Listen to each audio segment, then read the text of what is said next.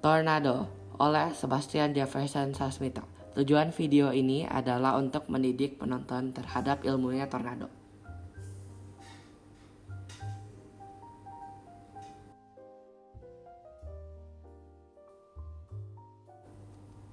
Tornado adalah tabung udara yang berputar dengan sangat cepat di dalam badai yang terhubung dengan tanah melalui corong awan. Jika itu terjadi, tornado akan meluluhlantahkan bumi, menjadi ancaman bagi kehidupan dan bangunan. Karena itu, ada banyak sekali riset yang dilakukan pada fenomena ini.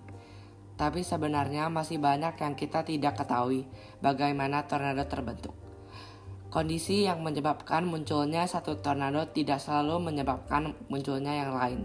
Tapi kita sudah belajar banyak sejak kita pertama kali melakukan observasi terhadap tornado.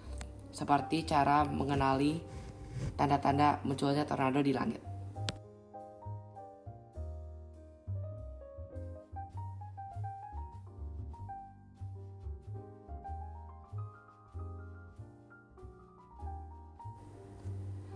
Tornado dimulai dengan badai kilat tapi bukan seperti yang biasanya. Badai ini sangat kuat, tinggi, dan biasa disebut supercell. Tingginya bisa mencapai 15 km atau setara dengan 50.000 kaki. Membawa angin yang sangat kencang, hujan es raksasa, kadang juga banjir dan kilat. Ini adalah jenis badai yang melahirkan tornado. Tapi hanya jika ada kondisi-kondisi tertentu yang menyertai. Petunjuk yang dapat kita ukur dan waspadai jika kita ingin meramalkan badai. Udara yang naik adalah salah satu bahan untuk menciptakan tornado.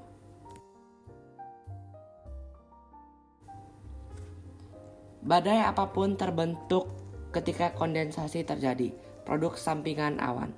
Kondensasi melepaskan panas dan panas menjadi energi yang menggerakkan udara ke atas. Semakin besar kondensasi dan semakin besar awan badai terbentuk, semakin kuat gerakan angin ke atas itu. Di dalam supercell, naiknya udara ini sangatlah kuat. Ketika naik, udara dapat berubah arah dan mulai bergerak sangat cepat. Akhirnya, di dasar badai, jika ada banyak kelembapan, dasar awan raksasa akan mengembang menjadi materi yang akan dimakan tornado nantinya. Jika berhasil terbentuk, jika semua ini terjadi, sebuah vortex akan terbentuk dikelilingi oleh badai dan menciptakan tabung udara yang tinggi, lebar, dan berputar yang tertarik ke atas. Kita menyebutnya sebagai mesosilikon.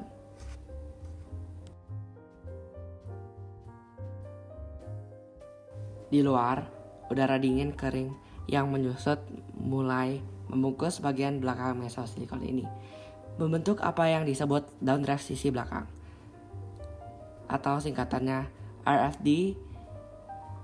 Istilah bahasa Inggrisnya adalah Rear Flank Downdraft. Senario yang unik ini akan menghasilkan perbedaan suhu yang mencolok antara udara di dalam mesosilikon dengan yang di luar, meningkatkan ketidakstabilan yang akan membuat tornado bisa terjadi. Kemudian, bagian bawah mesosilikon akan menjadi lebih ketat, meningkatkan kecepatan angin.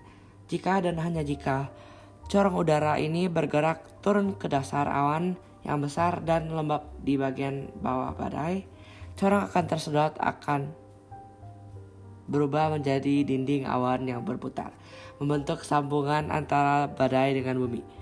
Begitu tabung awan yang berputar itu menyentuh tanah, tornado pun akan terbentuk. Seringnya hanya kecil dan tidak lama dengan kecepatan angin 104 sampai dengan 117 km per jam atau setara dengan 65 sampai 110 mil per jam. Tapi ada juga yang bertahan hingga 1 jam dengan kecepatan 300 km per jam atau setara dengan 200 mil per jam.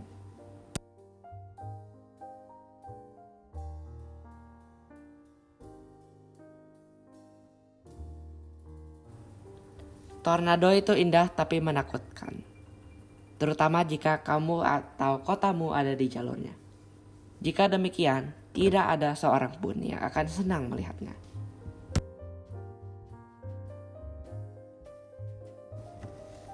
Namun seperti hal lainnya, tornado juga akan berakhir.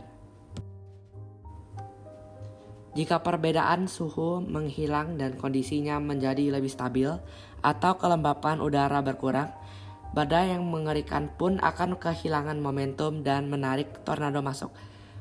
Pun, meteorologis dan pengajar badai akan selalu mengawasi, mengamati, selalu siap memantau jika badai melepaskan tali panjangnya lagi.